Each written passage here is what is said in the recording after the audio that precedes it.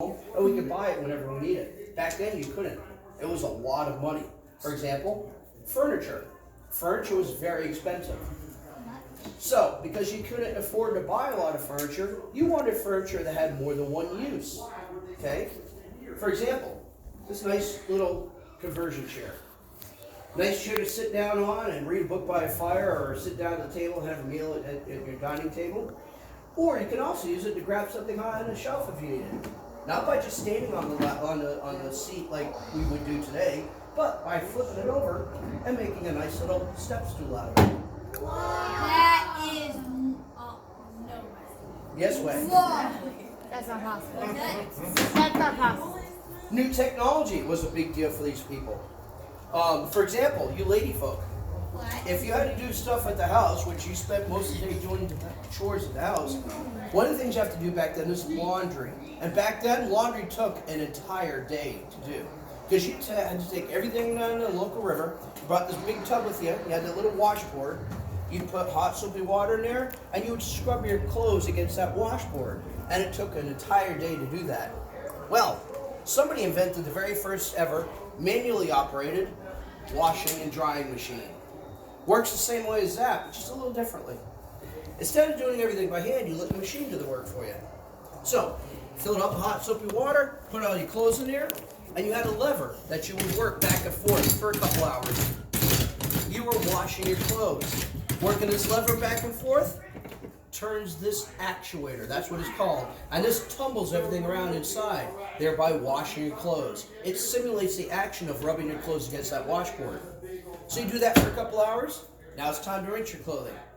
Have a friend help you dump everything out, put fresh water in there, put your clothes back in there, work the lever back and forth again for a couple more hours. You're now rinsing your clothing, alright? Now it comes time to dry your clothing. Well, you just killed both arms washing and rinsing your clothing. So you have to take a break. Go sit on your chair, grab something off the shelf by turning it into a stool, come back over when your break's done and you have feeling back in your arms.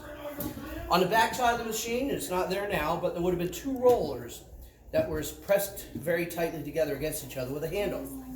You take your clothing, get a piece of it caught in a roller, turn the handle, and it presses the clothing right through. It presses all the wrinkles out, presses all the water out.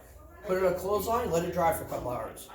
So, ladies, would you rather go down the river and wash your laundry all day long, or would you rather spend about 6 hours to do laundry with that nice little machine right there? 6 hours. My favorite piece of furniture to show in this store here is the chair convenience. Back then they didn't have indoor plumbing, no running water, but they did have an outhouse, okay? Now the outhouse, because it's going to smell, you don't build it next to your main house. You build the outhouse about 150 yards away. But what if you have to go in the middle of the night? Things hunt in the middle of the night.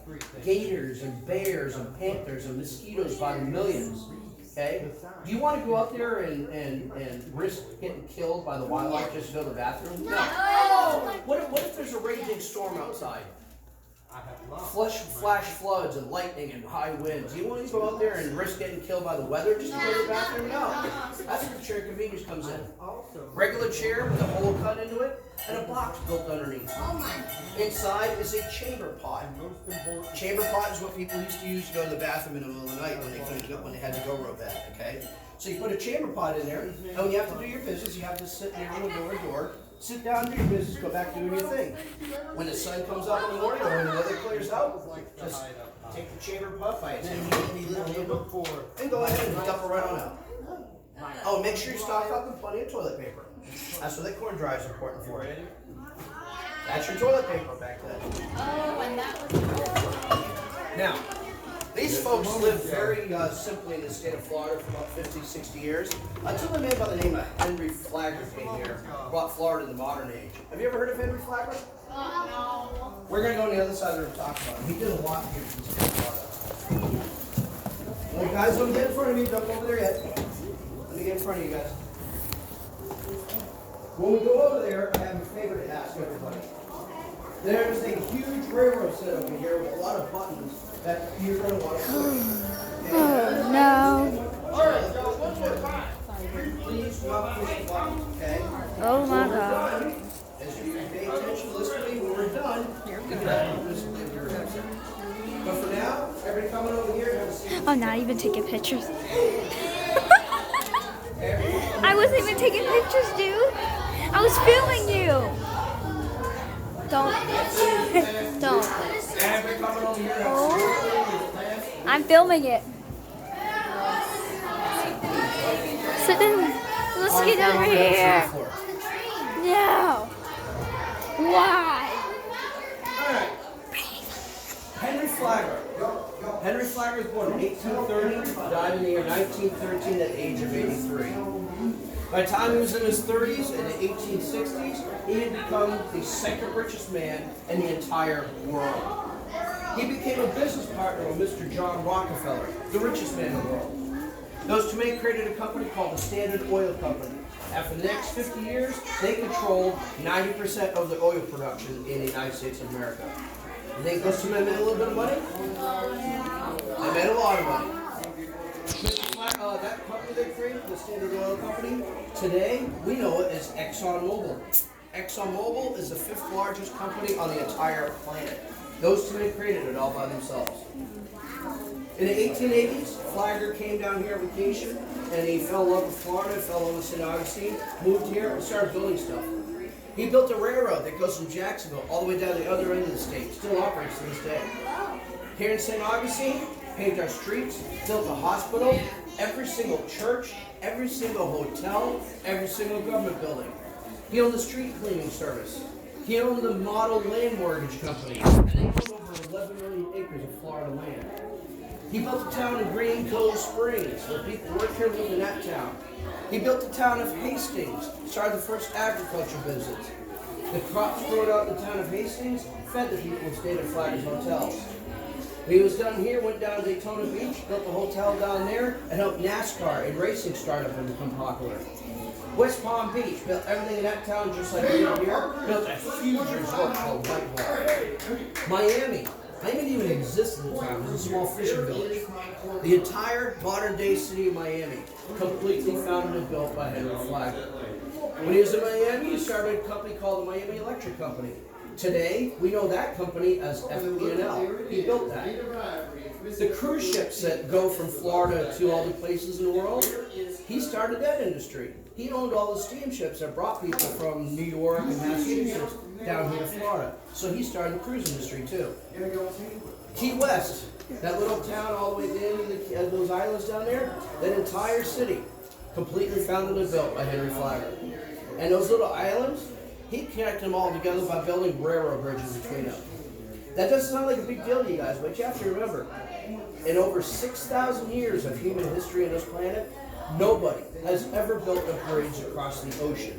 An inlet, a harbor, a lake, a river, sure. But an ocean, nobody's ever done it, except for Henry Flagler. They had to invent new construction techniques just so they could build those bridges. When people had heard about what he had done, they started coming here from all over this country. They started coming here from other countries just so they could ride his railroad, stay in those hotels, see the sights, spend their money. People do that today too, don't they? What do we call those people? Tourists. Without tourism, no Disney World, no Universal Studios, no Busch Gardens, no Legoland, no SeaWorld. All the places you guys enjoy going to as kids, they don't ever get built unless he comes down and builds his railroads and hotels. So you have to do the thing. Give the man a hand, guys. All right. Thank you. Do you guys have any questions about anything we've covered up until this point? Can you make a railroad joke? No, I can't. No. Serious? Anything about what we've covered in as far as history goes? What age did he die? 83. He fell down the grand staircase at his resort down in West Palm Beach. It was a huge staircase. Fell down the staircase, broke his hip. That's not what killed him. He got pneumonia while he was recuperating. Pneumonia is kind of like having a flu times 10.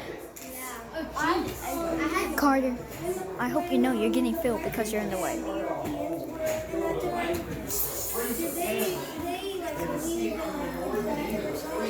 Oh yeah. Carter, I was sending that to my There's a lot of parents. stories about stuff like that going on. Yes, it was. Giant squid. We've just proved that in the last decade that they actually do exist. So. Well, guys, I believe you're going to take a walk down the Fountain View, guys. You guys are going to love that place. Yeah. I'm filming you. Guys, as you come out, hold the door open for each other. Because if you don't, this is what's going to happen. You might want to take a step back. What is that for? Yeah, if you don't hold the doors open for each other, this is what's going to happen. Ah! So hold the doors open for each other. Sure you got it? Yep. Sorry to cut him. Everybody's getting filmed. Stop being so quiet.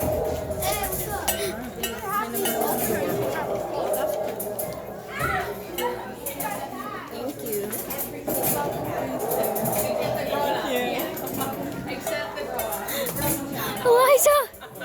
Eliza, I just filmed everybody.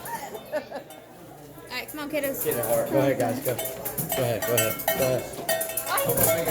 Eliza, see? See? Eliza, see? I'm filming everybody. Yeet. I just filmed that. Keep going, guys. Keep going. I want to go back. Keep going. Is it lunchtime? Not yet. Stay out, I mean it. Wait, so that means who's ever talking, I'm literally filming I'm talking. Wait, so that means me. Okay, no parents. No parents. Thank you. Dun, dun, dun, dun, dun, dun. That hurts. My ears are broken. That hurts. Ow. My ears are broken. Where everything is very tiny. I want to sit right here. Eliza, the giant monster is coming. She's up there. For some reason, I like to sit by myself. I'm crazy. Where everything is normal. I've been filming everybody the whole time. In a world where everything is normal. Oh, God.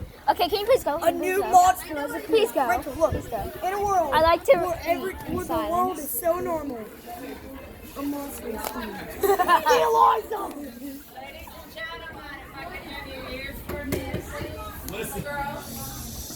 Gather around. All rise.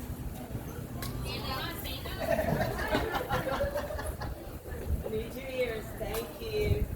We're going to walk to the Fountain of Youth. Welcome to the old city. We're going to walk 2 little blocks. It is a working street. There's no sidewalk. So I'm going to ask that we go 2 by 2 in pairs. And we're going to walk down and it's a working street. So please keep your eyes up. Put your phones away for just a couple of minutes. I know. Yes.